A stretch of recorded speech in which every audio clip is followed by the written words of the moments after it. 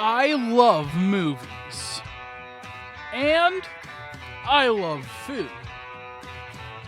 But the prices at movie theaters can make your head spin.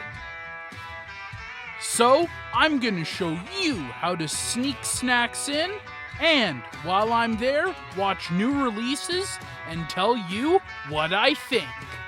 I'm the Film Foodie. Backrooms is the film adaptation of Kane Parsons' Backrooms YouTube series, which itself is an alternate adaptation of the original 4chan post.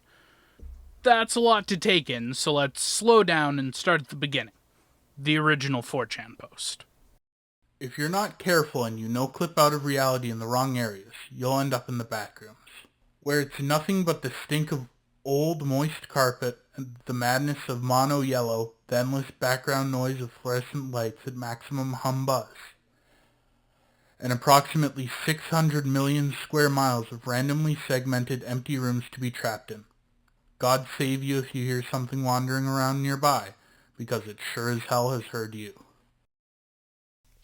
Now, after that original 2019 post, the Backrooms exploded into the cultural zeitgeist, with people making various games and Roblox experiences, featuring additional levels and creatures.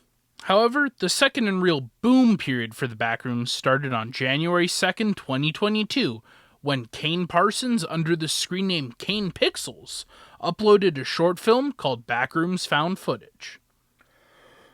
A horror short that follows the original 4chan premise faithfully and leaves out the additional creatures and levels added by other webgoers. They were left out as they are a rather divisive topic in the Backrooms community. The original video, which now sits at over 87 million views, started Kane's Backrooms series, which, at the time of recording, has 22 parts. In February of 2023, the studio A24 announced that they would be funding a Backrooms film with Kane Parsons directing, making him the youngest director in A24 history at only 20 years old. The movie was released on May 29th, 2026, and has become the highest-grossing film in A24 history, beating out Marty Supreme and making an astonishing $212 million at the time of recording. And that's what I'm going to see today, but I don't want to pay for snacks. I wonder how I'll get them in. So, what I'm going to do is I'm going to tape this freezer bag full of pre-popped microwave popcorn to my pecs, hide it under my shirt, and sneak it into the movie theater. Let's put it to the test. So, as you know, you're not supposed to take your own snacks to the movie theater, especially not your popcorn. But, since I want to save money, I have an ingenious plan.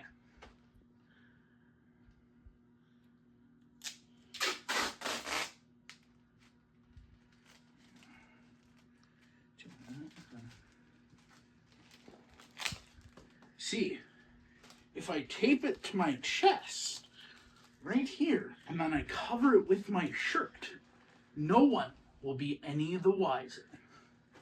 So, as you can see, popcorn's taped to my shirt, or chest, and no one's going to be any the wiser. Once I get into the theater, up it goes, popcorn comes off, and we'll be ready to go see the Backrooms.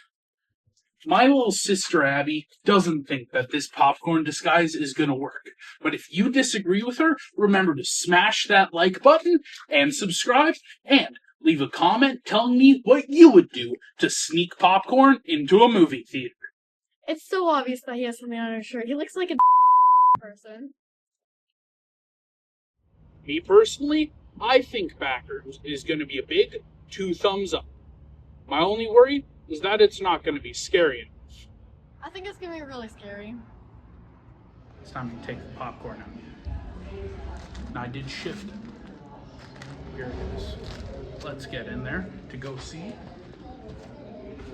the Backrooms.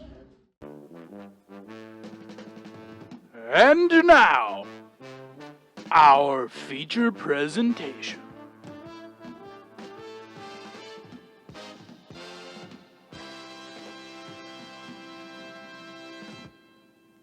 Overall, I was surprised by how psychological the movie was. I expected a lot of cheap jump scares just because that's what a lot of the modern horror genre is. Instead, the movie perfectly captures the unease that liminal spaces are meant to capture.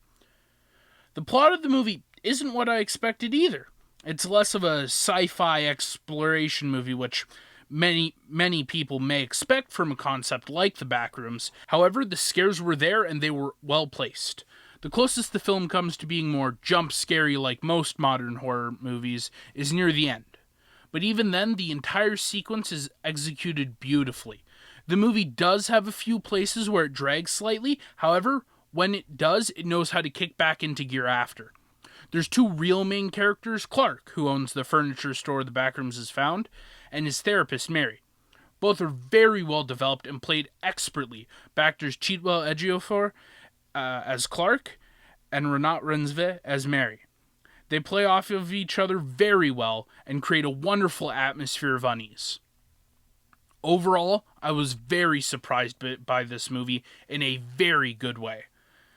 The way I interpreted the message of the movie really hit close to home for me, and I highly recommend you watch it yourself to form your own opinions about the story and what it means to you. That's why I give Backrooms 4.5 stars out of 5.